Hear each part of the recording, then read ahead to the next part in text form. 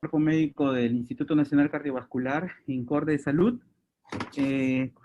Continuando con nuestro ciclo de actividades académicas, nos complace en presentar al doctor Roger Hernández Díaz. Él es un colega médico infectólogo, pediatra, epidemiólogo y docente de la Universidad Peruana Cayetano Heredia, quien ha tenido a bien a acceder a nuestra petición para compartir este tema que es actualmente pues una de las esperanzas que tenemos en el contexto actual de la pandemia contra el COVID-19. Muy bien, doctor Roger Hernández, agradeciéndole por anticipado su participación, lo dejamos en el uso de la palabra para que pueda disertarnos respecto a las vacunas COVID-19, una carrera contra el tiempo. Adelante, doctor. Muy buenos días, gracias por la invitación. Para mí es un gusto poder dirigirme a ustedes. Tengo muchos amigos ahí y mi esposa también trabaja en INCOR, así que un gusto enorme. Hoy día vamos a hablar de un tema bien interesante, vacunas de COVID. Solo para ponernos en contexto, actualmente hay 107 millones de casos de COVID con 2.357.000 fallecidos. La buena noticia es que ya vamos con 151 millones de dosis. Bueno, falta mucho, pero vamos avanzando. Hay países que ya tienen vacunado el 50% de su población y esperamos ir en ese camino. Este es cómo está yendo la curva del Perú, todos sabemos.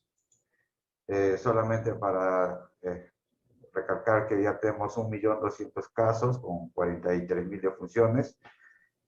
Sin embargo, se sabe que aproximadamente hay 97.000 defunciones en realidad. Y esta es una tasa que nos preocupa mucho. Tenemos 132 casos por 100.000, lo que nos ubica en uno de los países con más alta tasa de defunciones en el mundo. Bueno, este es el contexto en que estamos y desde el punto de vista pediátrico, siempre se dice que pediatría no tiene mayor problema, pero si bien es cierto, no es comparable con los adultos, pero tenemos una letalidad del 0.4. Casi todos los demás sitios tienen 0.04, o sea, 10 veces menos, lo cual nos debe preocupar, obviamente, ¿no? Frente a esto, se ha ido teniendo muchas armas para hacer frente al virus. Dentro de ellos tenemos las medidas que nunca vamos a tener que dejar hasta que, en un par de años por lo menos, o hasta que el 90% de la población esté vacunada, y esto es máscara. Sabemos que actualmente es doble máscara, lo indicado, distancia, ya sabemos, 2 metros. De tratamiento, oxígeno es la piedra angular de tratamiento cuando el paciente lo requiere. Esto ya sabemos que cambia vidas. Y para otros tratamientos, para Perú, básicamente corticoides ha hecho un poco de diferencia, pero sabemos que hay otros tratamientos que acaban de aprobarse, inmunoglobulinas que han demostrado ser efectivas, que se acaba de publicar, ¿no? Entonces, pero para Perú no tenemos esta posibilidad y por lo tanto, para nosotros, la vacuna termina siendo una de las posibilidades más grandes para poder hacer frente a esta pandemia. Pero para ello vamos a resumir algunos principios generales de las vacunas que nos van a permitir interpretar muchas cosas que se puede hacer con las vacunas.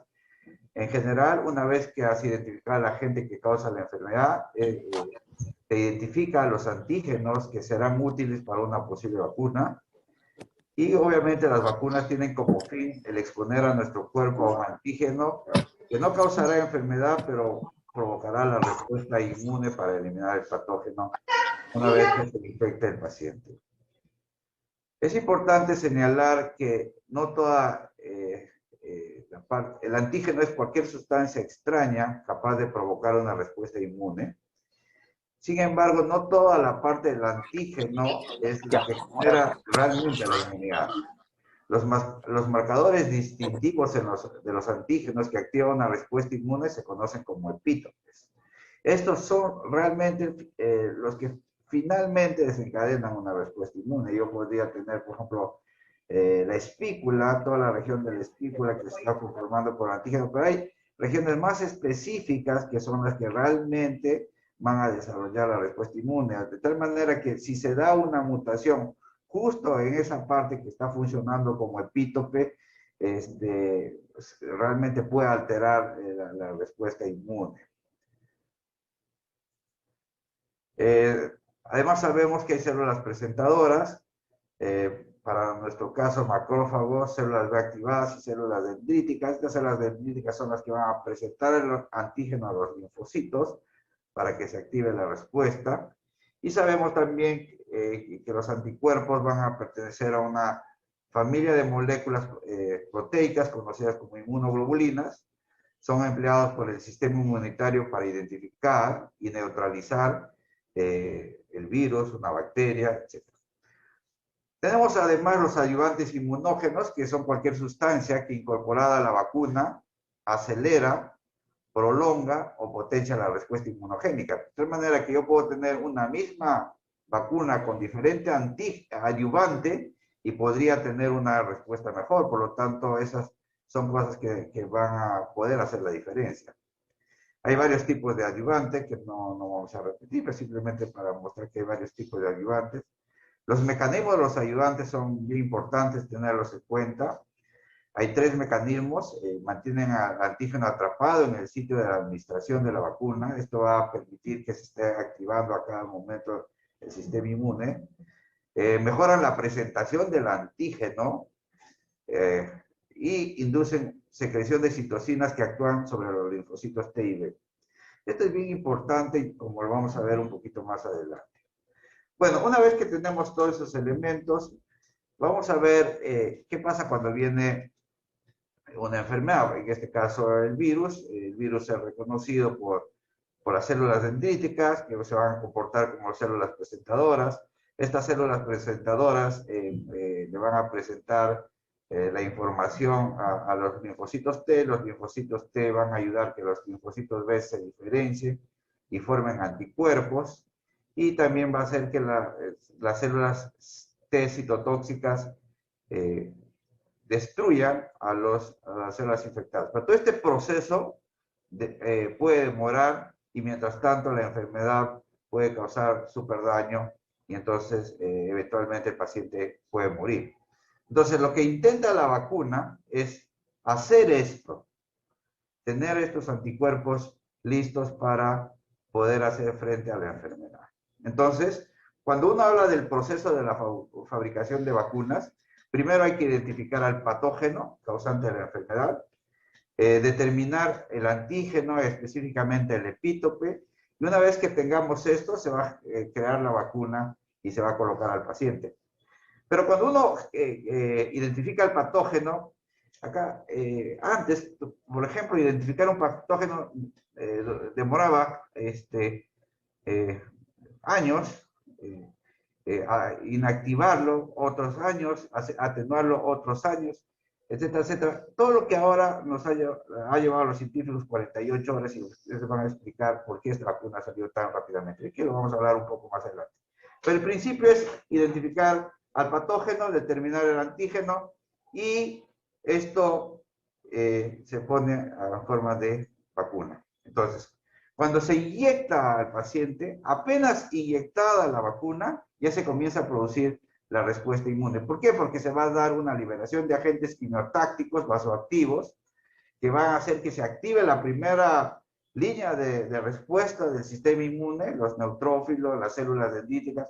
Estas células dendríticas van a coger este antígeno que nos acaban de colocar en la vacuna y lo voy a transportar al ganglio linfático para presentar a las células T. Acá es bien importante tener en cuenta que los adyuvantes podrían atrapar un tiempo a estos antígenos y por lo tanto las células dendríticas constantemente hacer ese trabajo de llevar este antígeno a los ganglios linfáticos para activar los linfocitos T. Una vez que se van a los ganglios, entra la vacuna, se identifica por estas células al agente, en este caso el virus, se lleva al ganglio y se activa los linfocitos T y los linfocitos B. Los linfocitos T, un grupo, se va a especializar en reconocer a la célula infectada y lo va a destruir. Y los linfocitos B finalmente van a generar los anticuerpos. Esto es lo que hace la vacuna. Pero en forma interesante, además, estas células presentadoras van a hacer que las células T se diferencien en células T de memoria, y estos linfocitos B no solo se van a generar anticuerpos, sino se van a ver linfocitos B de memoria. El lograr este proceso va a ser muy importante, porque cuando venga la infección, rápidamente voy a actuar. Pero cuando yo genero los anticuerpos, para tener una buena vacuna va a depender de los niveles logrados de anticuerpos, de cuán funcionales son esos anticuerpos, del tiempo de permanencia de los anticuerpos. De hecho, actualmente no sabemos cuánto va a durar nuestros anticuerpos, del lugar de acción de los anticuerpos. Es muy importante esos detalles. Por otro lado, tengo que saber que va a ser muy importante hacer un buen estímulo de los linfocitos B de memoria generados. Y esto solo se va a generar en forma adecuada si he logrado tener además una respuesta T dependiente, que no necesariamente lo logro. Por otro lado, debemos tener en cuenta que los linfocitos B de memoria son células en reposo que no van a producir anticuerpos, pero sí van a activar para una producción rápida de anticuerpos. Entonces, cuando se reexpone al antígeno, o sea, en este caso sería la enfermedad, estos linfocitos se van a diferenciar rápidamente, en días. Y entonces, rápidamente vamos a impedir que la enfermedad, que el virus actúe, y por lo tanto, podríamos hacer que la enfermedad no se exprese, o si se expresa, sea una expresión mucho más leve.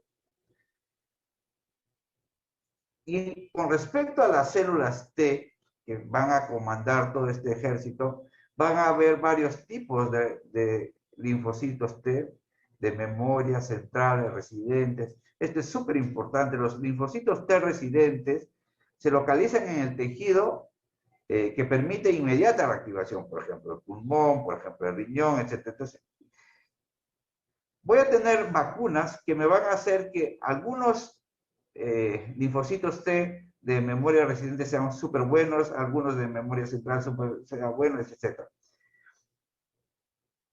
Otros factores importantes es la frecuencia de linfocitos T de memoria, y la magnitud de la expansión de los linfocitos T va a depender de la carga antigénica inicial.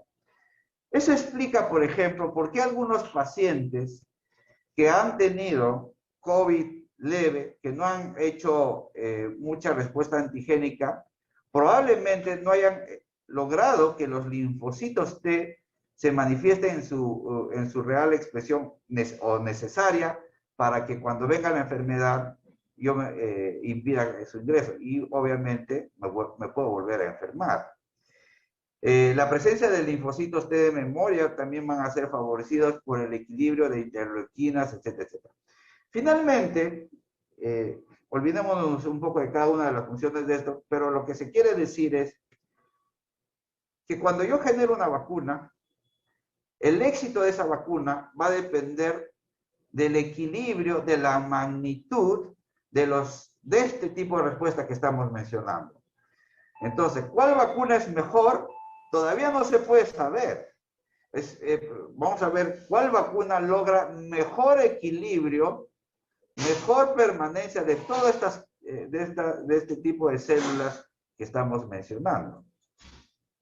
Obviamente, si yo ya tengo anticuerpos, por ejemplo, he tenido una infección inicial y luego me expongo a otra infección, puedo generar rápidamente anticuerpos porque ya mi memoria inmunológica está activo, pero yo podría tener una dosis de vacuna acá que genera una cantidad de anticuerpos, pero necesito una segunda dosis para generar una respuesta de anticuerpos más alta y más duradera. Lo mismo para los linfocitos T. Yo voy a tener 2 dosis que me van a dar un booster. Pero en esta lógica, yo también podría tener una infección que va a actuar como si sería la primera dosis.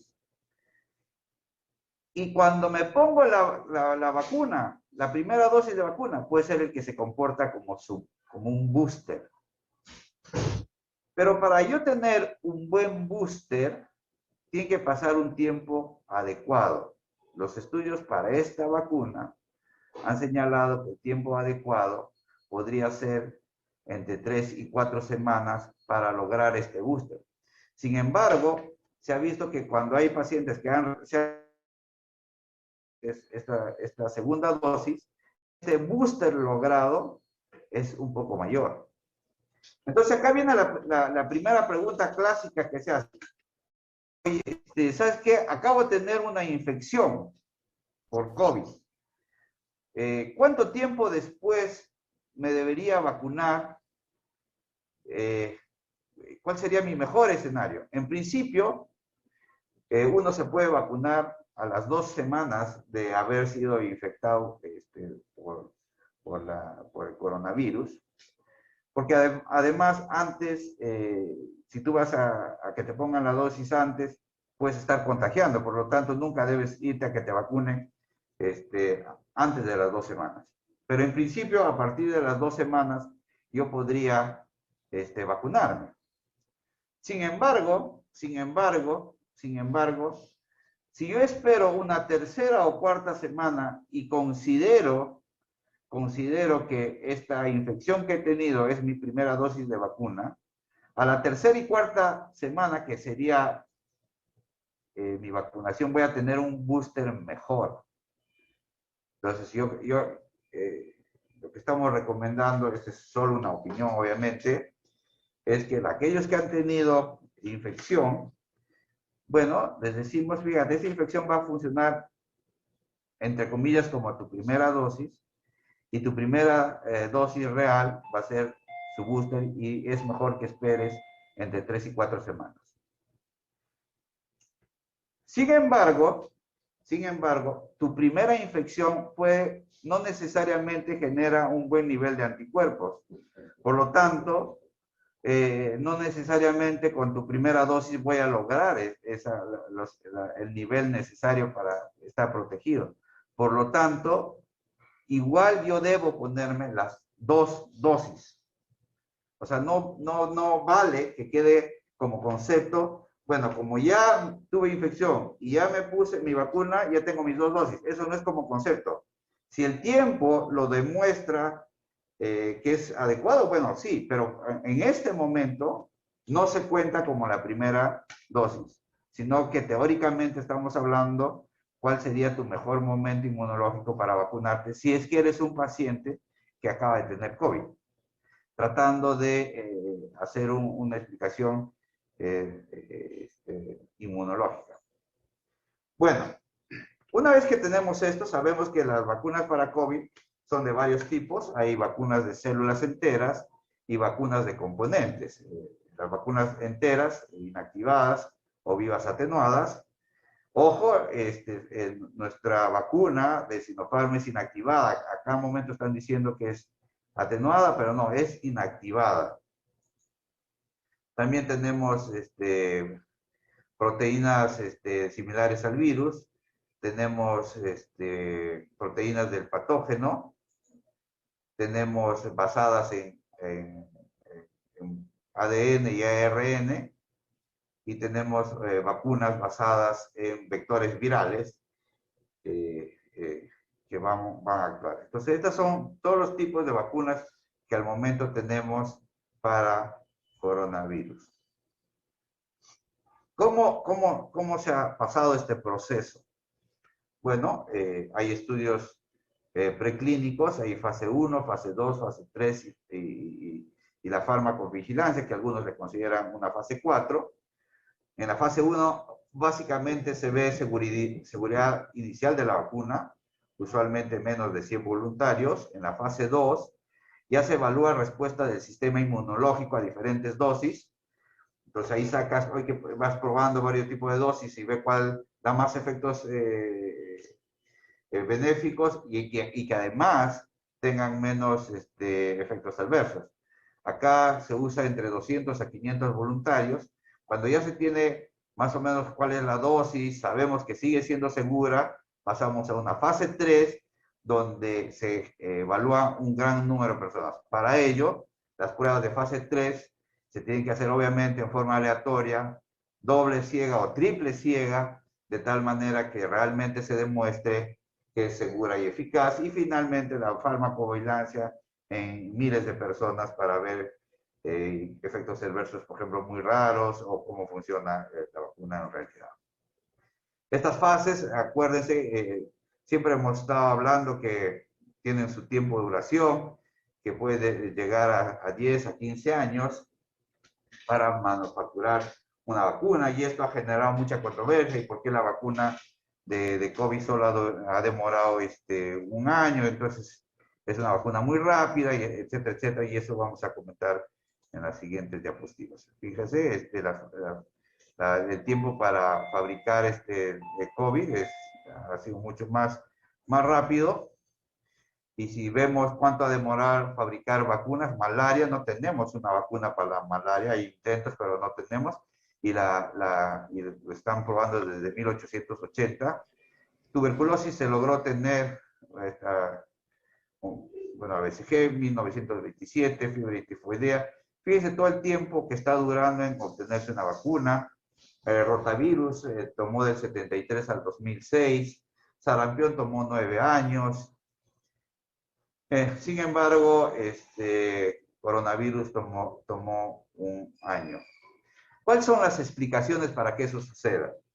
Vamos a poner solamente dos ejemplos.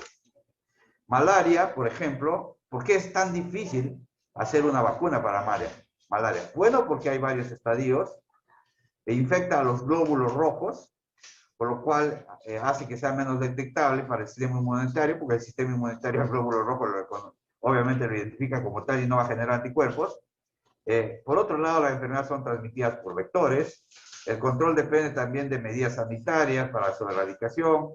Afecta a países más pobres, y entonces eso hace que generar una vacuna, todos esos aspectos hacen que generar una vacuna para malaria aún con los años no tengamos. En cambio, para COVID-19, ¿qué explica esa rapidez? Bueno, la tecnología que requieren las vacunas ya se desarrollaron varios años atrás. No es que recién se generó la tecnología. De hecho, por ejemplo, para el ARN mensajero tenemos 9, 10 años haciendo esa tecnología. Y para las otras son mucho más años, para los otros modelos de vacuna contra COVID. Hay grandes avances de la biología molecular y química. Un factor que explica esta velocidad es que hay un financiamiento muy alto de las compañías y de los gobiernos. Hace poco se tuvo una epidemia del SARS y el MERS, que ya se estaban probando estas vacunas, solo que ya dejó de haber pacientes y por lo tanto se tuvo que cortar los estudios, pero siendo tan parecidos, ya teníamos un avance bien grande, que obviamente acortó el tiempo. Además, es una enfermedad sin tratamiento específico, con alto impacto de la salud pública, lo que hizo que todo el mundo invierta dinero. Había la decisión política, por lo tanto, como nunca, muchos países aportaron mucho dinero para que vacunas que ni siquiera existen se hayan comprado. Por otro lado, un factor interesantísimo es que hay muchos pacientes. Eso hace que las fases se puedan cortar rápidamente, ¿ya? Por eso es que hay varias vacunas en marcha también, porque tenemos tantos pacientes que se pueden hacer múltiples estudios, múltiples dosis, etc. Para tener un ejemplo, en solo 48 horas ya se tenía que el virus tiene 30.000 bases nitrogenadas, y que la proteína Spike tenía 3.800 bases nitrogenadas en solo 48 horas. Si nos ponemos a pensar para las otras vacunas, aislar el germen, esperar que crezca en el cultivo, primero, saber que en qué cultivo va a crecer mejor, o aislar el virus, hacer lo que se atenúe, etcétera, etcétera, etcétera, ha requerido pues mucho más tiempo que lo que se ha logrado acá. En solo 48 horas estaba puesto, y hay que saludar también a que los que hicieron esto en las 48 horas ya tenían colgado en la red para quien lo quería tomar, porque muchas veces esto podría haberse demorado un poco más. Entonces, esas cosas hacen que esos tiempos se hayan acortado. Cuando uno se pone a ver los demás detalles, se han respetado los tiempos. Lo que ha permitido acortar tiempos la multiplicidad de pacientes, como le repito, y por lo tanto estas vacunas son seguras. No se han roto la rigurosidad científica que han llevado a la fabricación de estas vacunas. Entonces, ese es un buen punto que debemos tener presente. Veamos ahora, sí, la plataforma de las vacunas que se están desarrollando. De hecho, vamos a ver esta, la primera, porque es la que tenemos, las vacunas inactivadas. Bueno, este tipo de vacunas, el virus se vuelve no infeccioso utilizando productos químicos como el formaldehído o mecanismos físicos como el calor. En este caso, el virus SARS desactivado pierde su capacidad de replicación, pero conserva su estructura externa intacta. Por lo tanto, puede generar inmunidad, porque grandes partes del virus pueden comportarse como antígenos y, por lo tanto, despertar una respuesta inmunológica. Tendría la ventaja de que más de una parte está desarrollando esta respuesta inmunológica. Por tanto, si yo muto en mi espícula, por ejemplo, pero otras partes del virus están generando buena respuesta inmunológica, voy a tener más posibilidades de sobrevivir a una variación del virus, por ejemplo. Bueno, acá tenemos el virus. Este es el virus completo. Está inactivado, en este caso con beta-propiolactone. Además, esta vacuna tiene un ayudante que ya sabemos es muy importante porque va a hacer que la inmunización sea más probable en pacientes con respuesta inmune disminuida. De hecho, esto se puede vacunar en pacientes con sistema inmune disminuido porque no le va a causar ningún problema porque es un virus inactivado. Permite además elaborar vacunas con menos cantidad de antígeno y por lo tanto poder fabricar más, menor dosis de refuerzo, etc. Entonces, ¿qué vacuna inactivada va a ser mejor? Casi todas van a tener el virus. Quien tuvo el mejor ayudante puede ser la diferencia.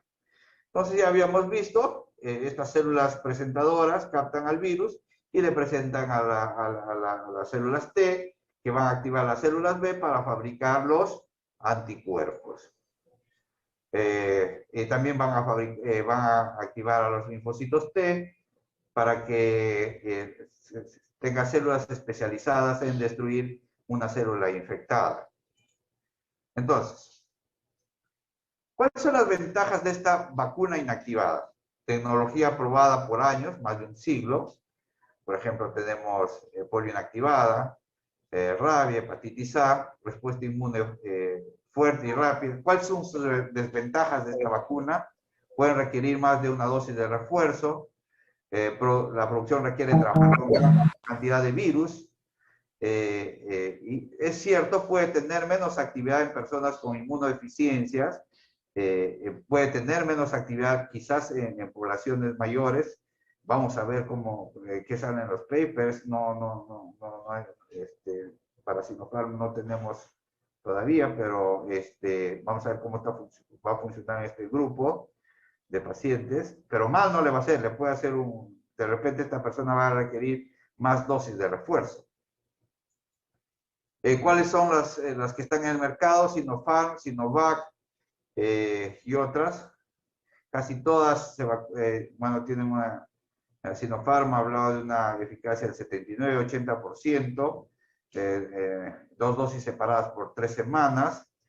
De hecho, esta 80% sube si consideramos que evita además su eficacia para evitar enfermedades graves o mortalidad es mucho mayor que esta y realmente es lo que necesitamos, por lo tanto es una buena vacuna.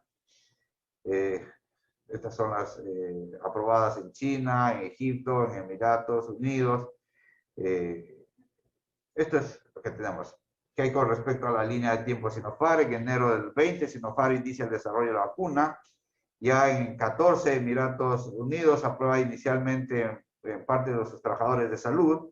En noviembre, ya Sinopharm declara que al menos 1 millón de personas de China han recibido su vacuna. Actualmente hay mucho más de gente vacunada. Se declaró en Emiratos Unidos una eficacia de 86%. No hay el paper que diga ello, pero finalmente Sinopharm anuncia una eficacia del 99%. El 7 de febrero llega a Perú, obviamente genera pues una gran expectativa, ¿no? Por obvias razones, porque puede significar salvar vidas principalmente o de forma inicial para la primera línea, ¿no? Bueno, algunos dicen muy poco, pero 0.5%, pero ese 0.5% es el grupo que cuida al resto del 99%. Por lo tanto, el que se muera un colega menos va a ser súper bueno. ¿Qué efectos adversos han sido asociados a la vacuna Sinopharm? Más del 10% dolor en la zona de inyección, entre 1 al 10% fiebre, fatiga, diarrea, cefalea, eritema, hinchazón, prurito, endurecimiento en la zona de vacunación y menos del 1% artralgia, náuseas, somnolencia, mareo, sarpullido en lugar de inyección. Nosotros actualmente tenemos alrededor de 1.100 vacunados acá en el hospital. Tenemos reportados 7 efectos adversos que han requerido atención, pero de esos 7 adversos, 4 han sido lipotimia, no asociado a la vacuna, obviamente, al principio activo, pero sí hay personas que, obviamente, la inyección genera este tipo de cosas, ¿no? Síncopes, etc. No hemos tenido ningún efecto grave hasta ahora y les estamos haciendo seguimiento en el celular de los pacientes, en los cuales van a reportar diariamente sus efectos adversos y ya vamos a ver qué pasa por lo menos en los siguientes 7 días. Pero en general no hemos visto ningún problema, la mayoría, casi nadie se está quejando de problemas hasta el momento, lo cual corrobora que esto es cierto. Y bueno, tenemos solo 1.000 pacientes, pero ya sabemos que es una vacuna que no nos ha dado problemas hasta el momento. Eso es con respecto a las vacunas inactivadas. Vacunas a partir de proteínas, vamos a tener, cuando se inyecta el virus, un virus vacío incapaz de infectar, o segmentos del virus, que son proteínas virales. Entonces, ya sabemos, las células dendríticas van a coger o estos segmentos o al virus y van a despertar la respuesta inmune que ya hemos comentado. Estas vacunas de subunidades utilizan solo las proteínas o partes más pequeñas, como los péptidos de las proteínas de superficie en general. Son muy seguras y baratas de producir, no requieren el proceso de hacer crecer totalmente al virus nuevo, eso hace que sea más rápida. Desventaja, podrían necesitar más ayudantes o amplificadores de respuesta para inducir la misma cantidad de respuesta inmune.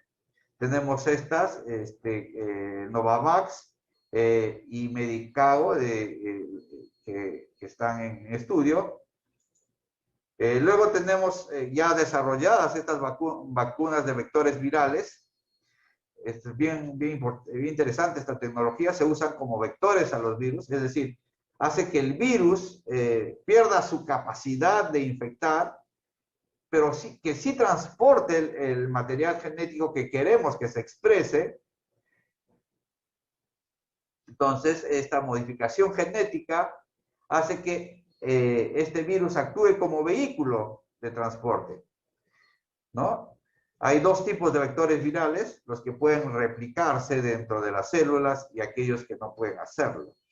Eso se llama como virus replicativo y virus no replicativo.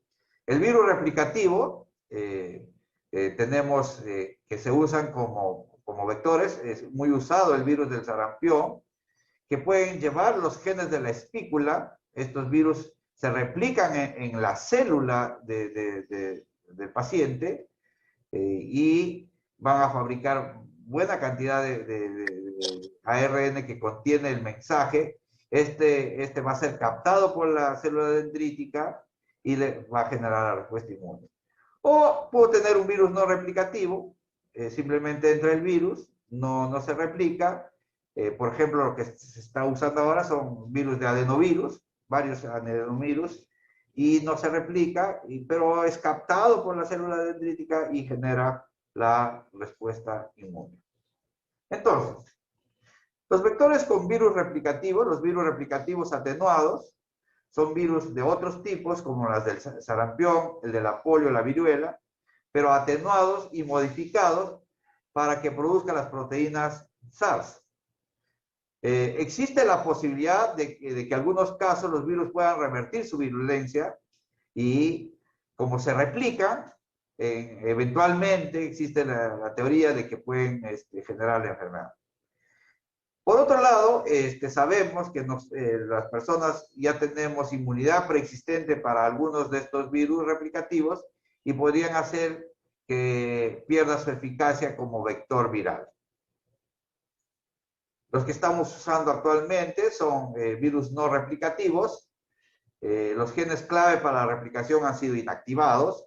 Los más comunes son los adenovirus en humanos o en otras especies como los chimpancés, que es lo que estamos usando. Ahora vamos a ver. A los que se les incluye la proteína S del COVID-19. Y hacemos que el sistema inmune genere respuesta inmune. Es probable que se necesiten varias inyecciones.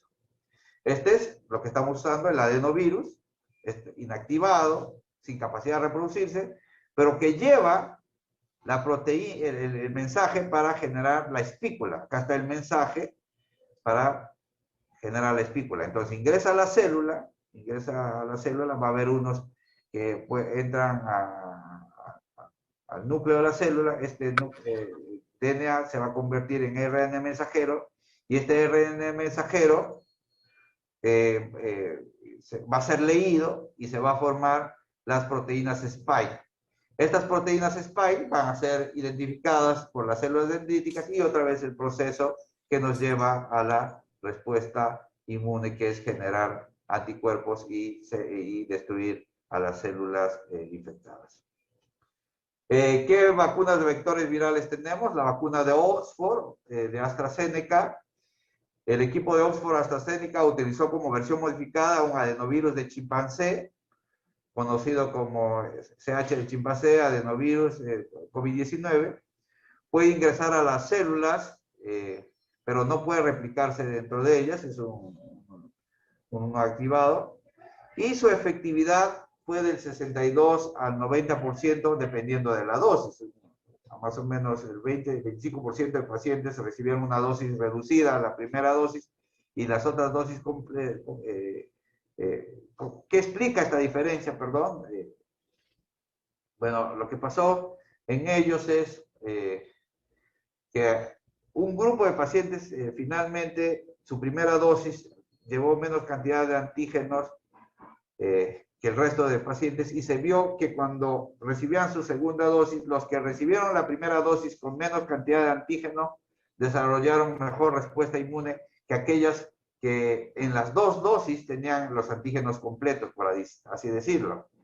Eso nos lleva a la reflexión que no necesariamente más antígeno te da mejor respuesta inmune.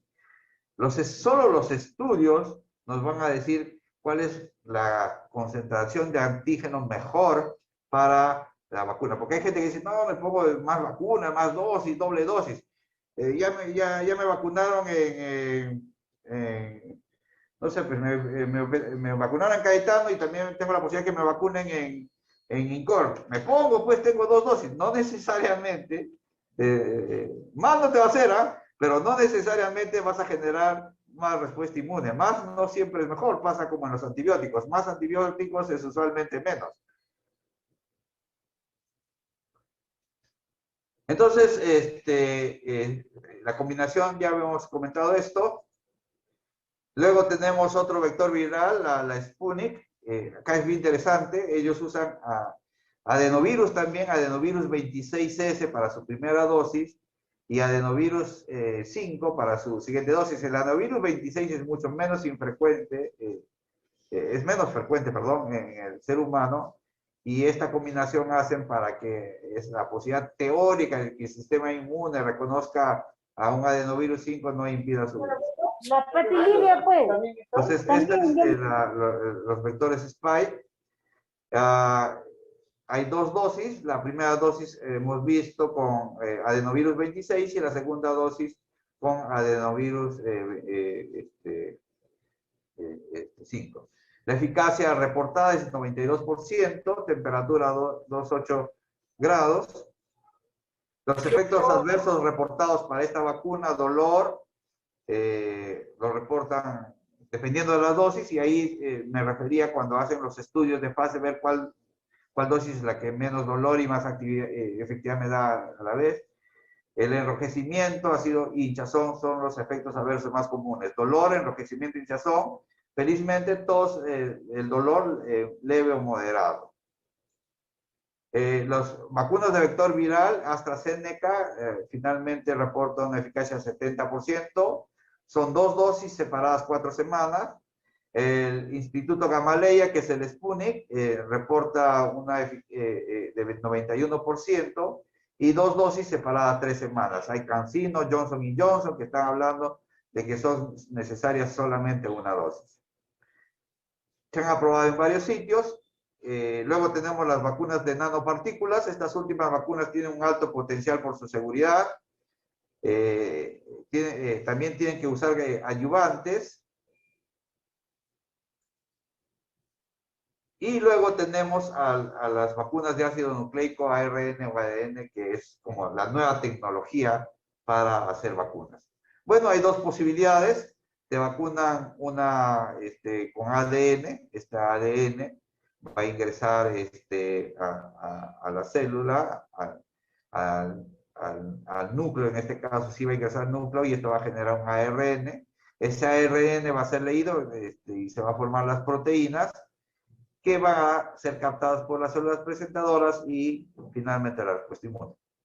Las que ya están en el mercado son vacunas ARN. Estas ingresan al citoplasma y este ARN, como hemos visto, son leídos por los ribosomas y se fabrican estas proteínas que se llaman espículas y son captadas por las células dendríticas. Estos ARN inmediatamente, en horas o pocos días, se destruyen. O sea, no se van a incorporar al material genético y por lo tanto no van a generar que tú mutes. Es más, lo que tenemos que tener en consideración es lo siguiente. Cuando viene el virus, no solo viene un segmento del virus, viene todo el virus, se replica todo el virus y nos mutamos. Con mayor razón no vamos a mutar si solo replicamos un segmento del virus. Entonces, estas nuevas vacunas implica producir material genético, no el virus. La mayoría de estas vacunas codifican para la proteína Spike. Los virus ARN mensajeros son los que están, son los recontra avanzados. Hay varios, de hecho ya son 2 aprobados, pero ahorita hay varios que están en proceso. Si son en base a ADN, para protegerlos son fuertes. Si son ARN, estos virus, para que no se degrade, normalmente se encapsulan en nanopartículas compuestas por lípidos. Necesitan almacenarse a muy bajas temperaturas para que no se afecten. Sin embargo, si son por ADN, como les estaba diciendo inicialmente, van a poder resistir mejor a las temperaturas. Pero los ARN, de ARN hacen que necesitamos bajas temperaturas hasta el momento. Hay una tecnología que está viendo que se puede resistir 2 a 8 grados. Eso van a ser las vacunas de segunda generación, que estoy seguro no van a necesitar estas temperaturas. Bueno, entonces, ¿cuál es el mecanismo de acción de estas vacunas súper interesantes como la de Pfizer y Moderna? Bueno, cogen el virus. Habíamos dicho que rápidamente identificaron el código genético que te dice es para formar espícula. Identificado la ARN mensajero para fabricar solamente la espícula, a esta se le envuelve en una capa lipídica para protegerlo y para facilitar así su absorción y que esté lista para ser inyectada. Sin embargo, acá hay una cosa bien interesante. Esta vacuna generada, para que no sea reconocida por el organismo y rápidamente degradada, hace una cosa muy interesante. Sustituye la molécula de uridina, ¿ya?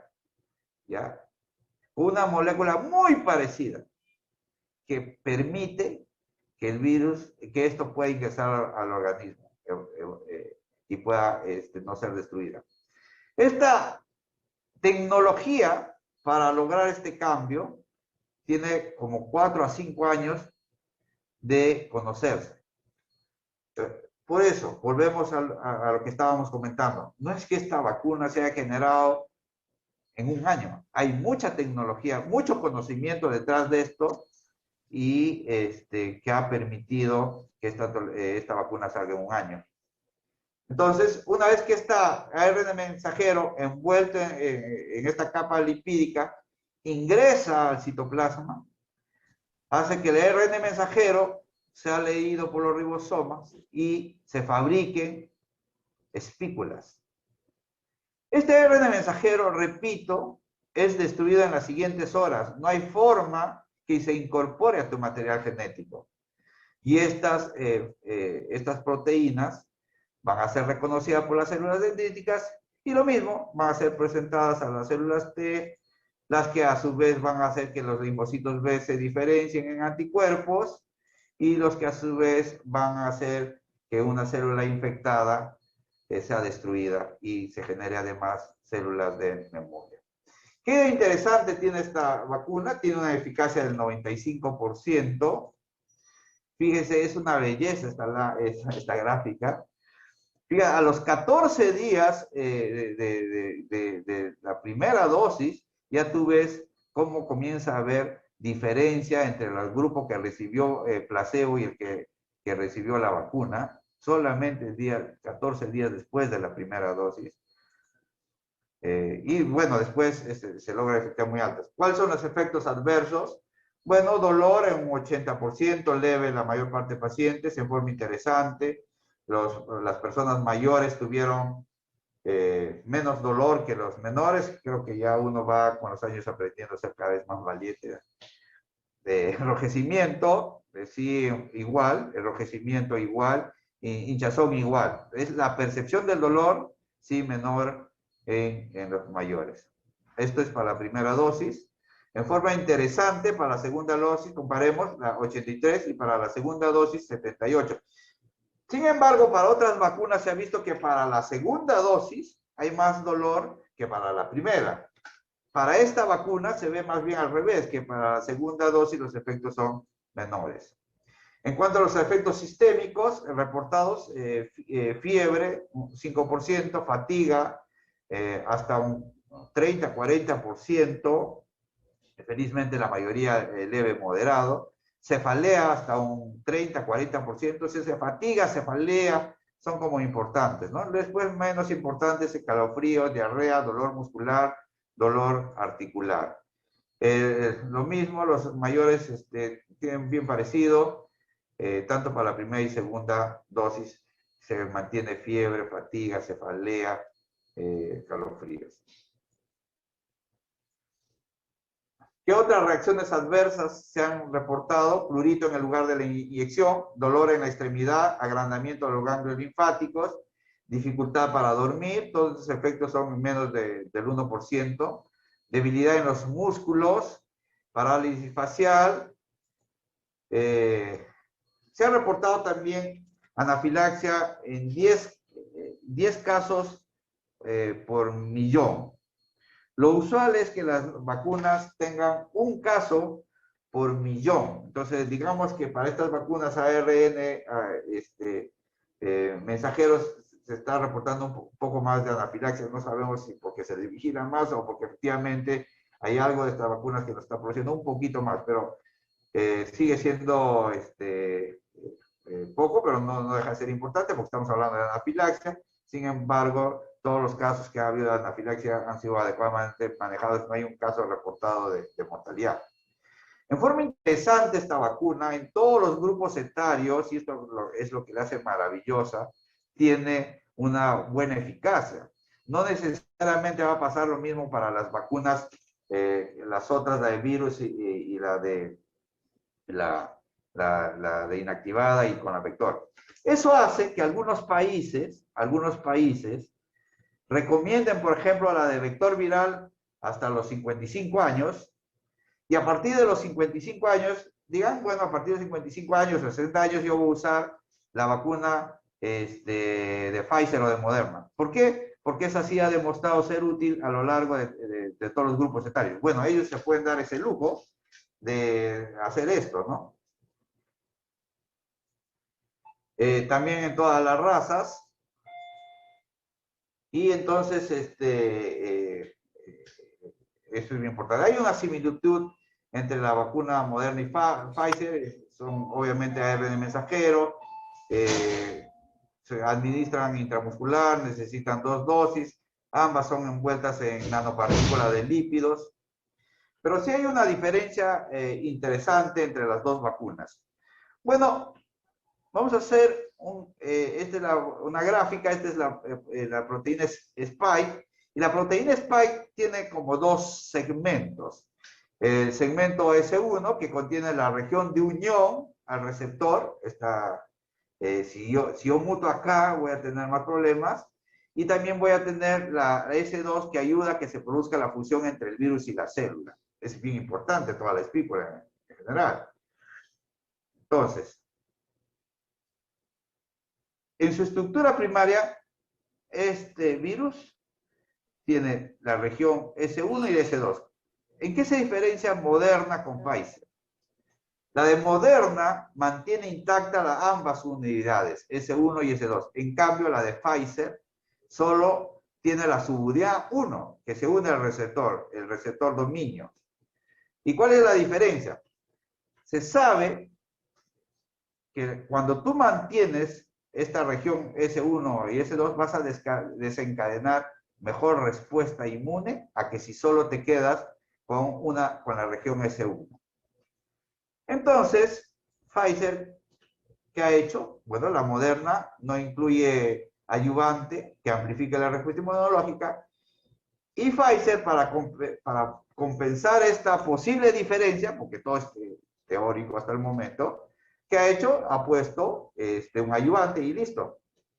Y al parecer, la potencia es la misma, ¿no? Entonces, lo que se ve es que la de Moderna puede tener estable a menos 20 grados hasta unos 6 meses, la de Pfizer 75 grados. Sin embargo, al momento de poner, tú puedes tener una semana a temperatura de 2,8 grados.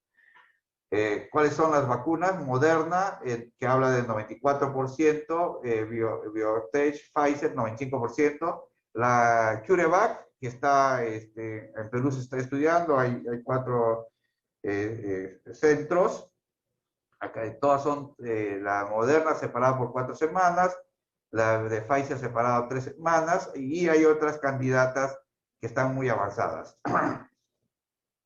Esto es lo que les había mencionado, anafilaxia 10 a 11 casos por millón de dosis. Con respecto a los eventos fatales asociados en adultos mayores que se le informó, ahora ya se sabe que no se debe a las vacunas, por lo tanto no hay problema. Se ha documentado que son seguras en pacientes mayores de 75 años. Esto salió el 28 de enero, la Comunidad Europea. En forma interesante, las vacunas ARN mensajero se están estudiando para virus respiratorio sincitial, metaneumovirus, para influenza, citomegalovirus, Zika, Epstein-Barr. En realidad, en una sola vacuna vas a poder poner todos estos ARN mensajeros y por lo tanto va a haber, yo estoy muy emocionado con esta nueva tecnología, ojalá que el tiempo diga que sí, permanecen menos anticuerpos, etc. Retos de la vacuna, cadena de frío y distribución, número de dosis en la población, que tengamos un acceso equitativo, es bien difícil, de hecho, Canadá tiene, algunos dicen hasta 8 veces lo que necesitan, otros dicen 4 veces de su población. Estados Unidos ha comprado el doble de lo que necesita su población, Inglaterra el triple de lo que necesita su población, pero la gente tiene que saber que necesitamos un acceso universal, porque si yo tengo el África sin vacunar, por ejemplo, ese virus va a ir a Europa y ese virus va a luego llegar a Estados Unidos. Necesitamos que todo el mundo se vacune, eso hay que entenderlo. La evaluación del efecto adverso a gran escala falta medir, hasta ahora todos van bien con millones de dosis. Y hay una cosa bien interesante que a veces no le estamos poniendo atención. Un gran reto es la vigilancia genómica. De hecho, el Reino Unido, bueno, ahorita esto hasta hace unos días, 150,000 vigilancia genómica, el Brasil solo 3,000, Perú muy pocas, pero va a ser bien importante tener esta vigilancia genómica para decir qué vacuna me conviene. Entonces, este es un reto bien importante, hay que invertir acá. Y el mundo tiene que estar metido en esto de la vigilancia genómica. Bueno, mira, ya son las dosis administradas, hasta hace poco 12 millones, en India 5 millones, Israel 5 millones, ahorita tiene mucho más Israel, están vacunando así rapidísimo. Estos son los retos, fíjense, se estimaba que los que están en verde, esto salió en el Economist, para el verde son los que iban a terminar en enero del 22, o sea, en su vacunación, los verdes más claritos en junio del 22, y en octubre del 22 como Perú, iban a terminar su vacunación en octubre del 22, y el 24 recién en África. Este es un gran reto, el hacer que este 24 se transforme en 22 es un gran reto. ¿Por qué? Porque si esperamos que esto pase el 24, vamos a darle chance a que el virus mute, que siga variando y por ahí que sea resistente a la vacuna. Bueno, acaba de mencionar el Economist otro reporte, que todavía no lo ha pintado, pues no lo hemos puesto, en la cual el Perú ya se convirtió en verdecito.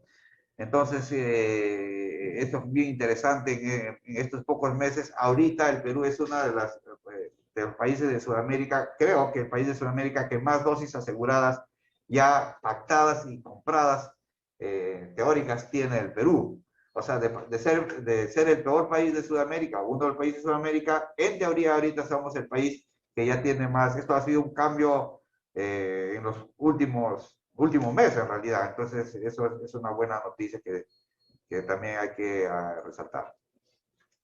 Hay los retos que estamos hablando y básicamente es en el número de dosis. Otro gran reto son los movimientos antivacunas. Como se pensó antes cuando se vacunaba contra la viruela, había gente que pensaba que eso era imposible, que te podías tener mutaciones. Ahora han pasado muchos años y seguimos pensando que vamos a tener mutaciones, no COVID.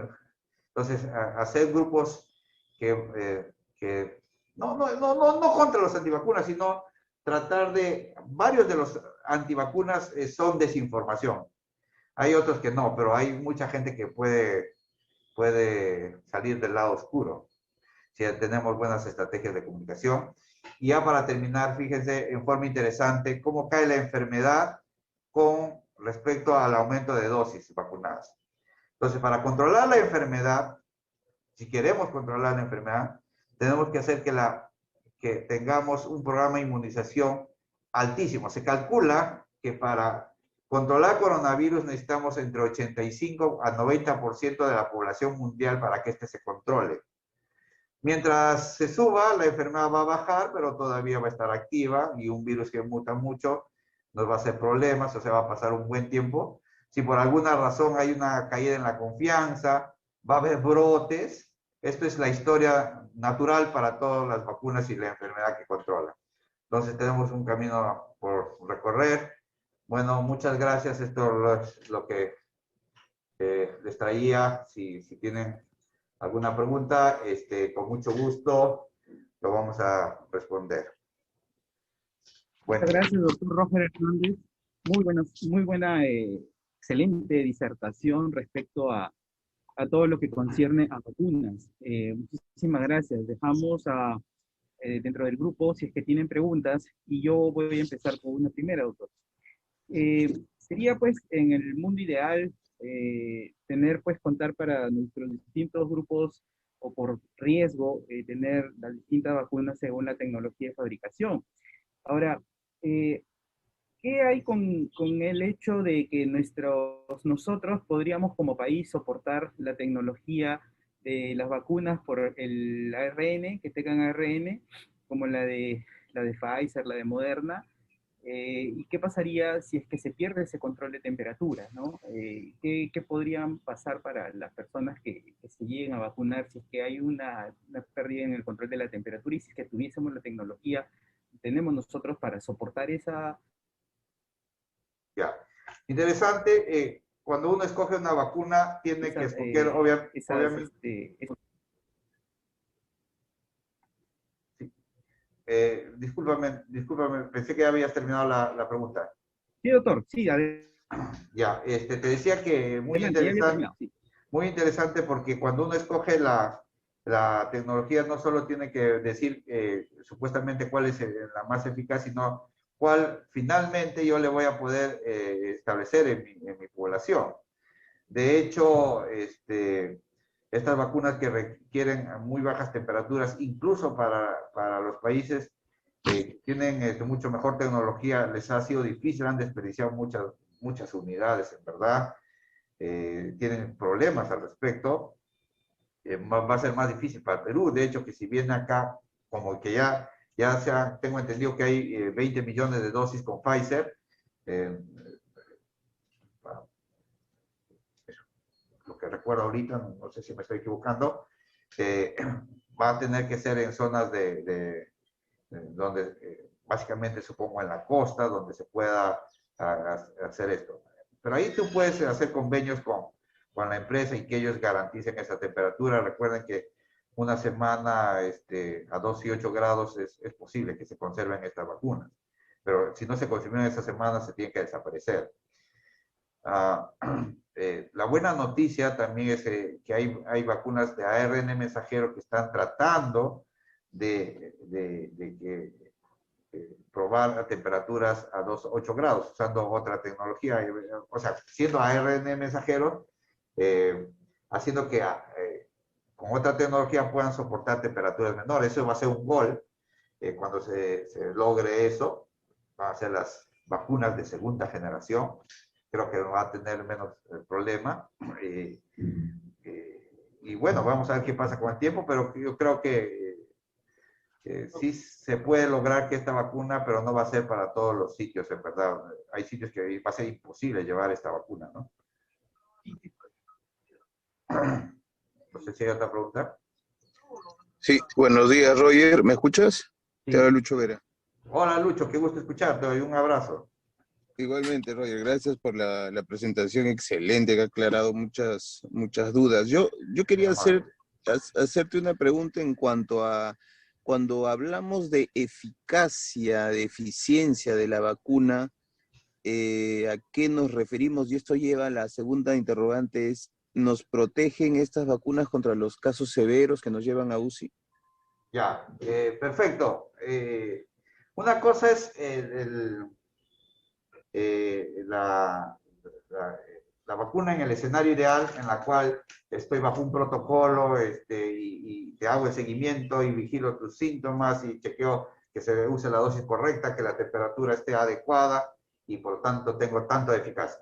Pero otra cosa es la vacuna en el campo, lo que estaba comentando la primera, ya cuando le pones a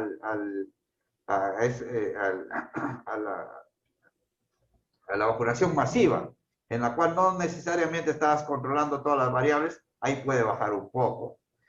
Entonces, sí hay diferencia, usualmente podría ser un poquito menor en realidad, pero felizmente Perú tiene buen historial de buena colocación de vacunas, buen historial de cadena de frío y esperamos que se puedan replicar las cifras. Tu segunda pregunta, por favor, ¿cuál fue? O sea, si ya una vacuna, por ejemplo, la que nos van a colocar tiene 80% de eficacia, pero... Esa es una excelente pregunta. Mira, eso hay que resaltarlo. Eso hay que resaltarlo y resaltarlo y resaltarlo. Porque una cosa es, ¿nosotros qué queremos? ¿Por qué ha colapsado nuestro sistema? O finalmente, como población, ¿qué queremos? Lo que no queremos es tener enfermedad grave y no queremos morir. Eso es lo que no queremos. Que no colapse nuestro sistema.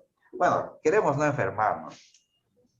Pero si me voy a enfermar, que me enferme leve. Entonces, esa eficacia 80% se refiere a que no, a que comparado con usar placebo, tengo 86 veces, 80% menos probabilidad de enfermar.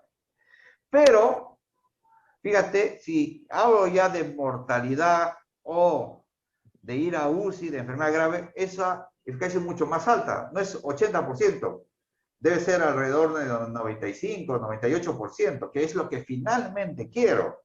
Vamos a ver en el campo, y por eso está excelente tu pregunta, Lucho, cómo es finalmente, pero sí es, por eso es que la Organización Mundial de la Salud aceptaba que una vacuna salga a circulación con solo 50%, porque si tiene 50%, se estimaba que para parar mortalidad, que para parar enfermedad grave, va a ser 70, 80. Entonces, por eso es que es una vacuna, basta que diga 50%, ya está perfecta. De hecho, la vacuna con influenza es 60, 70 de posibilidad. Tú dices, no, poquito, no, casi 98% de mortalidad. Pasa para varicela. Varicela casi 99% o casi 100% para mortalidad. Pero va a haber un 90% de posibilidades nada más, va a haber un 10% de posibilidades que sí puedas hacer la enfermedad. Entonces, por eso es que la vacuna es súper buena, porque va a evitar colapsar los sistemas. Sí, dime. Eso es muy importante recalcarlo porque la data de las vacunas se comparan en eficiencia, en eficacia, entonces eso nos lleva a malinterpretaciones. Sí. En realidad lo que nos debería interesar es que casi al 100% no van a ir a la UCI, que es lo que queremos al final, ¿no? Claro, o que tenga enfermedad grave, ¿no? Que ni Así siquiera es. vaya al hospital, ¿no? Claro, esas variables hay que tener en cuenta. Gracias, Lucho, por resaltar este hecho. Gracias, Roger. Bien, ¿alguna otra pregunta por parte del público participante? Doctor, dígame, y después de esto, ya la vacuna, van a poner la primera dosis, 3 semanas después la segunda dosis, ¿cómo va a ser después el calendario para el personal?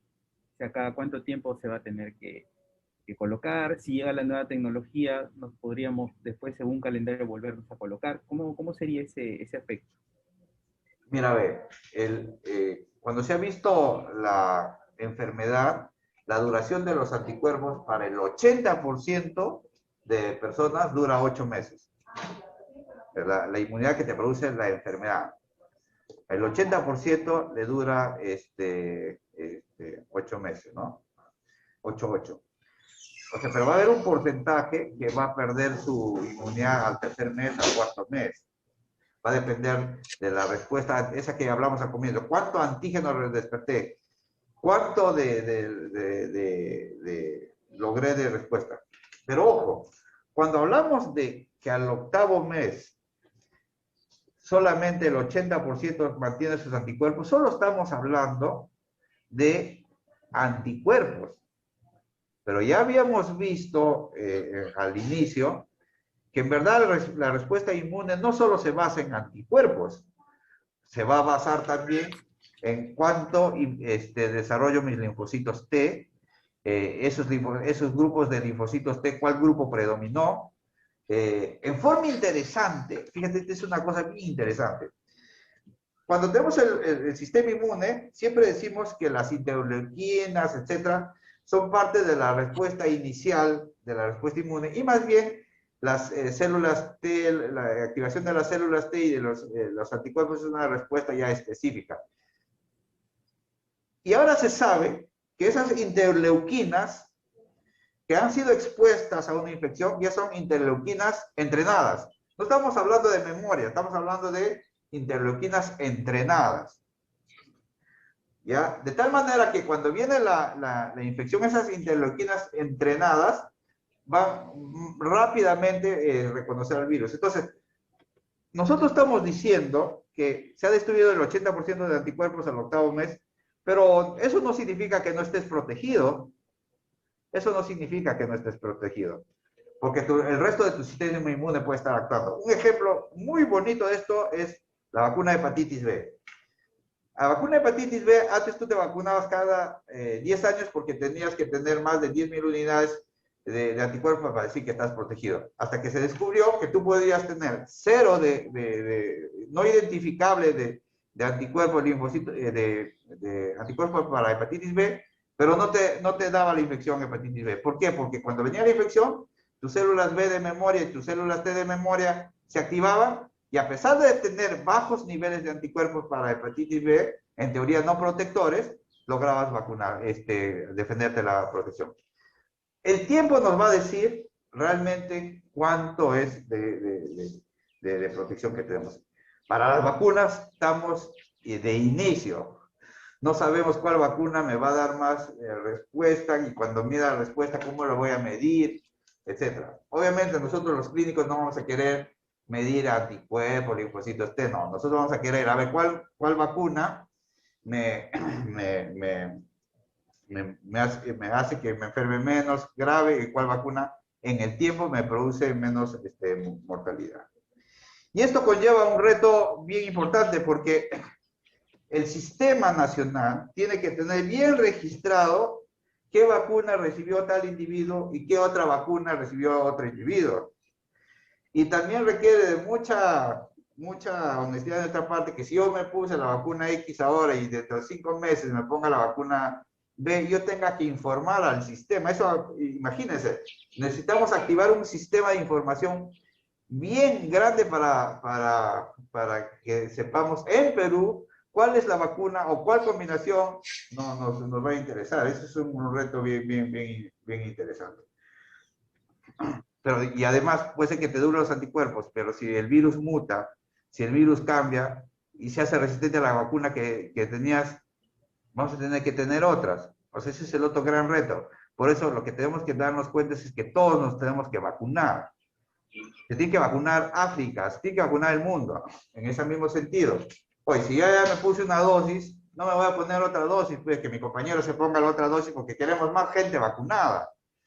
Acá la lógica que tenemos que salir es más vacunados es mejor. Y no es lógica decir, mira, ¿sabes qué? Yo no me voy a vacunar. Ah, es tu problema, compadre. No, eso no puede ser. Hay que sentarnos y conversar y decir, oye, tienes que vacunar porque nos conviene a todos. Cuando tú te vacunas no solo es no solo te proteges tú, te protege tu familia, te proteges a tu entorno. Se protegen los inmunosuprimidos que no lograron buenos anticuerpos porque no lo pueden lograr por su sistema inmune. Entonces tenemos que ser conscientes que nos tenemos que vacunar el máximo grupo de personas. Muy bien, ¿otra pregunta? Yo solo quería hacer una última pregunta. Por lo que te escuché ahora último, uno se puede vacunar entonces con un tipo de vacuna y acá unos meses con otro tipo de vacuna, ¿verdad? Claro, o sea, potencialmente lo vas a poder hacer, pero no se sabe cuál es el mejor momento, si te vas a mejorar tu capacidad. Eso no se sabe. Todo esto en los siguientes meses va a ser un conocimiento que se va a aprender. Pero si yo me puse una vacuna y de acá a 6 meses me puse otra, mal no me va a hacer, quizás me proteja más. Pero mi lógica, con esa lógica va a pasar lo que ha pasado con Canadá, y vas a agarrar te vas a vacunar 4 veces tú, y va a haber gente que se ha vacunado 0, eso no es lógico. Entonces deberíamos hacer que todo el mundo, eso que pasa en macro con Estados Unidos, o con Inglaterra, que me agarro 7 veces la vacuna que necesito, ¿eso va a pasar en forma individual? No puede pasar eso en forma individual. Debemos lograr que se vacunen lo máximo posible gente. O sea, tiene que haber una campaña. Sí, dime. A lo que iba es, ahora nos van a vacunar con Sinopharm. Lo ideal es que la segunda dosis también sea con Sinopharm, porque van a llegar Pfizer, va a llegar otra, va a llegar otra. Eso está clarísimo. En este momento, si yo me usé con una dosis para lograr buena respuesta, me corresponde la misma dosis de la misma fabricante. Si hay estudios actualmente que han comenzado de dos diferentes tipos de vacuna. ¿Cuánto protege esto? ¿Cuánto dura? Lo vamos a saber en el tiempo. Quizás con el tiempo sepamos que nos conviene de Sputnik la primera y la otra de AstraZeneca. Quizás. Pero por ahora la recomendación es me vacuno con uno. No hay datos de intercambiabilidad por ahora. Lo que nos conviene ahora es vacunarse la primera y segunda dosis con el mismo tipo de vacuna. Perfecto, gracias. Hay una pregunta que me han estado haciendo varios ayer y algunos, como en algunas redes está corriendo el concepto de que es un virus atenuado, entonces están temiendo que hacer la enfermedad leve y que por ahí le contagien a su familiar, hijo, etc. Eso no va a pasar, porque la vacuna que te estás poniendo es inactivada y por lo tanto una vez que te vacunas no vas a contagiar a otro, no te preocupes. Ok, gracias, doctor. Acá vamos a dar pase a la doctora Betty Castillo, la presidenta de nuestro cuerpo médico. Adelante, doctora Betty. Mucho gusto, doctora. Buenos días. ¿Cómo está, Doctor Hernández, ante todo agradecerle y felicitarle por la tan buena exposición que nos está dando. Gracias, y doctora. aprovechar su conocimiento. Quisiera hacerle una pregunta. ¿Cuánto tiempo más o menos tiene que pasar como mínimo de haber estado con COVID positivo para vacunarse? El mínimo del rango de tiempo, ¿no? Sí. Como mencioné un poco al comienzo, el mínimo tiempo es 2 semanas. Pfizer ha dicho lo siguiente: si usted ha recibido inmunoglobulinas por alguna razón, el tiempo de espera es 3 meses. Pero para la vacuna vas a tener que esperar 2 semanas como mínimo. Sin embargo, como estábamos comentando al inicio, yo podría aprovechar mis conocimientos de inmunología y saber que si yo me vacuno a la 3ª o 4ª semana de la enfermedad va a ser mejor inmunológicamente que si me vacuno a la 2ª semana de enfermedad. ¿Por qué? Porque cuando respeto un espacio de 3 a 4 semanas, la probabilidad de lograr mayor número de anticuerpos, de tener un mejor efecto booster, va a ser si respeto esta semana. De tal manera, estas 3 o 4 semanas, de tal manera que la enfermedad se comporte como la primera dosis y que la primera vacuna se comporte ya como la segunda dosis o como booster, y eso se logra mejor si se respeta un espacio de 3 a 4 semanas. Obviamente que finalmente lo que sí debo tratar es que no estoy diciendo, por favor, que si ya estuve enfermo, solo necesito una dosis. No estoy diciendo eso. Estoy diciendo que con ese espacio probablemente logre mejores niveles de anticuerpos, pero si ya tuve enfermedad, yo igual tengo que completar mis 2 dosis, porque se ha visto, felizmente, que en esta enfermedad los niveles de anticuerpos logrados por la vacuna son mejores que los logrados por la enfermedad. Y eso hace pensar que probablemente la inmunidad que genere la vacuna dure más tiempo que la inmunidad generada por la enfermedad. Eso es teórico, pero muy probable. Gracias, doctor Hernández. No, y vale, le reitero mi agradecimiento por su tan buena exposición y su gracias, doctora. disponibilidad. Gracias, doctora. Muchas No, gracias. mi esposa dijo dar la clase y yo tenía que hacer la clase. Ah, ya. Mi esposa es Brisa Alcarraz. Claro, sí, sí. Sí. Sí la conocemos a la doctora. Claro Sí. que sí. Muchas gracias, doctor. Gracias, Muy amables. con el doctor y así. Bueno, no sé si hay alguna otra pregunta. Una última pregunta, doctor. ¿Alguna contraindicaciones para colocarse la vacuna? Mira, en general para todas las vacunas, la contraindicación... ¿Escuchado? Sí, sí. La Lo de la contraindicación... vacuna. Sí, ¿No has sí, sí. entrado a la reunión? Qué lorna. En general, la única contraindicación Excelente la absoluta... presentación de Roger. La única contraindicación absoluta es shock anafiláctico. Inicialmente estaba circulando en las redes que si yo tengo artritis, si tengo alguna inmunosupresión, si tengo HIV, etcétera, no debo vacunarme, pero esta es una vacuna inactiva. No tiene ninguna de esas contraindicaciones. Al contrario, las personas que padecen este problema deben ser más vacunadas porque si les da la enfermedad va a ser peor. Entonces, contraindicación absoluta es shock anafiláctico. Y, bueno, el embarazo no se ha probado, casi no se, pero no debería tener que pasar algo, más aún si es a partir de las 20 semanas. De hecho, en Estados Unidos, en Europa, hay embarazadas que se han vacunado. El fabricante no lo ha autorizado, pero la lógica es que no debe pasar nada. Obviamente el gobierno no lo va a autorizar porque si por ahí pasa algo, le van a echar la culpa y le va a seguir un juicio y tener que pagar miles de juicios, entonces se va a ceñir a lo que dice el fabricante. Pero todas las o a compromiso neurológico en los 7 primeros días de la primera dosis, como encefalopatía progresiva, son las únicas contraindicaciones. En general, chocan anafilácticos. Las otras son precauciones. Precauciones. Entonces, si yo sé que soy alérgico a todo, bueno, yo voy a avisar y conmigo van a tener más cuidado. Eso es. Ok, doctor. Bueno, muy bien. Muchísimas gracias. Nuevamente, agradecerle a nombre del cuerpo médico por su disponibilidad, por su tiempo y por su magnífica disertación. Muchísimas Muchas gracias también a ustedes. Buen día, hasta luego. Buen día. Gracias. Chao, buen día. Chao.